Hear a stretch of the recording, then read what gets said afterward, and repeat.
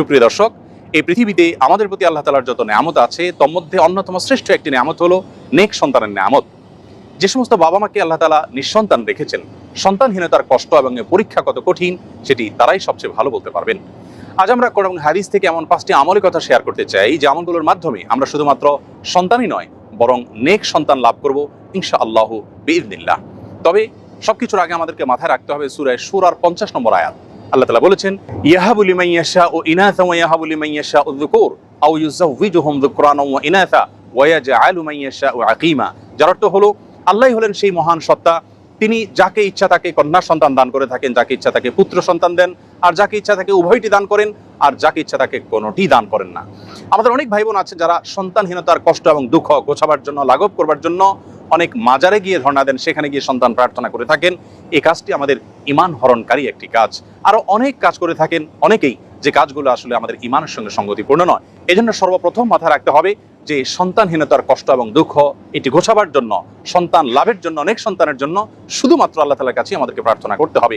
আল্লাহ তাআলার দুজন নবী জাকারিয়া এবং ইব্রাহিম আলাইহিস সালাতু ওয়াস সালাম, তারা উভয় আল্লাহ রাব্বুল আলামিনের কাছে এমন একটা বয়সে এসে সন্তান এর প্রার্থনা করেছেন যখন সন্তান হওয়ার কথা নয়। আল্লাহ তাআলা তাদেরকে সেই সময়ে সন্তান দিয়েছিলেন এবং কোরআনে কারীমে তাদের সেই দোয়ার ফরম্যাট উল্লেখ করে দিয়েছেন। আমরা যদি সেই ফরম্যাটের দোয়া আল্লাহ তাআলার কাছে অনবরত পেশ করতে থাকি, নিবেদন করতে থাকি, ইনশাআল্লাহ সন্তানহীনতার কষ্ট এবং দুঃখ আমাদেরও দূর হবে এবং নেক সন্তান আমরা লাভ করতে পারবো ইনশাআল্লাহ বিইذনিল্লাহ। সন্তান লাভের জন্য জাকারিয়া আলাইহিস সালামের দুটি দোয়া কোরআনে কারীমে উল্লেখ হয়েছে। তার একটি বর্ণিত হয়েছে সূরা আলে ইমরানের 38 নম্বর আয়াতে, আর অপরটি বর্ণিত হয়েছে সূরা আম্বিয়ার 89 নম্বর আয়াতে। আলে ইমরানের আয়াতে আল্লাহ নবী জাকারিয়া আলাইহিস সালামের যে দোয়া আল্লাহ তাআলা উল্লেখ করেছেন সেটি ছিল এই, রব্বি হাবলি মিন লাদুনকা যুররিয়াতান তাইয়্যিবা ইন্নাকা সামিউদ দুআ। যার অর্থ হলো, হে আমার রব, হে আমার প্রতিপালক, আপনি আপনার তরফ থেকে আমাকে নেক এবং সুসন্তান দান করুন, আপনি দোয়া শ্রবণকারী। তার অপর যে দোয়াটি সূরা আম্বিয়াতে বর্ণিত হয়েছে সেটি ছিল অত্যন্ত মর্মস্পর্শী এবং হৃদয়গ্রাহী। সেই দোয়ার ভাষ্য ছিল এই, রব্বি লা তাযারনি ফারদা ওয়া আনতা খায়রুল ওয়ারিসিন। যার অর্থ হলো, হে আমার প্রতিপালক, হে আমার রব, আপনি আমাকে একা ছেড়ে দিবেন না, অর্থাৎ নিঃসন্তান আমাকে রাখবেন না, আপনি তো সর্বোত্তম ওয়ারিস দানকারী। আল্লাহ নবী ইব্রাহিম আলাইহিস সালাম আল্লাহর কাছে সন্তান চেয়ে যে দোয়া করেছেন কোরআনে কারীমে, সেটি আল্লাহ তাআলা উল্লেখ করেছেন ছোট্ট একটি দোয়া।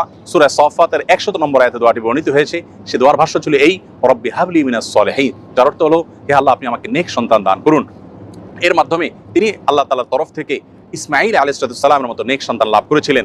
জাকারিয়া আলাইহিস সালামের যে দুটি দোয়া আমরা উল্লেখ করেছি তার মাধ্যমে তিনি আল্লাহ তাআলার কাছ থেকে ইয়াহইয়া আলাইহিস সালামের মতো নেক সন্তান লাভ করেছিলেন। প্রিয় দর্শক, তাহলে নেক সন্তান লাভের জন্য দুজন নবী থেকে 3টি দোয়া আমরা শিখলাম, জানলাম। সেই দোয়াগুলো আমরা যে কোনো সময় বেশি বেশি করে পাঠ করতে থাকবো ইনশাআল্লাহ। সেই সাথে চতুর্থ যে দোয়ার কথা বলবো সেটি বর্ণিত হয়েছে সূরা ফুরকানের 74 নম্বর আয়াতে।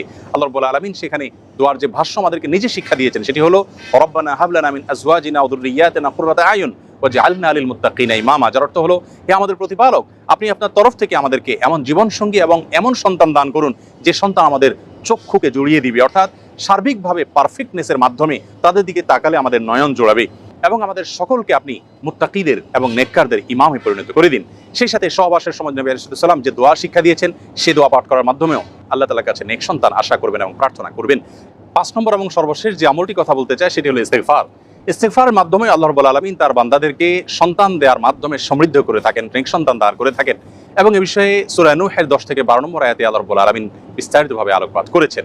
প্রিয় দর্শক, অতএব আসুন আমরা আল্লাহ তাআলার কাছে নেক সন্তান লাভের জন্য আম্বিয়া আলাইহিস সালামের শেখানো দোয়া এবং সাধারণ যে দোয়া সূরা ফুরকানে বর্ণিত সেই দোয়া বেশি বেশি করে পাঠ করি, এবং সহবাসের সময় মা বাবা অবশ্যই আল্লাহ তাআলার কাছে উভয়ে দোয়া করবেন, নবী আলাইহিস সালামের সেই শেখানো দোয়া। সেই সাথে বেশি থেকে বেশি আমরা ইস্তেগফার করব। এর পাশাপাশি সন্তান না হওয়ার পেছনে বৈজ্ঞানিক যে সমস্ত কারণ আছে সে সমস্ত কারণগুলো আমরা উদ্ঘাটন করে সেগুলো থেকে যথাসম্ভব বেঁচে থাকার চেষ্টা করব এবং সুন্নাহ সম্মত লাইফস্টাইলকে আমরা অনুসরণ করব। আল্লাহ তাআলা আমাদের সকলকে নেক সন্তানের এই মস্তবানে আমত লাভ করে ধন্য হওয়ার তৌফিক নসিব করুন। আসসালামু আলাইকুম ওয়া রাহমাতুল্লাহি ওয়া বারাকাতুহু।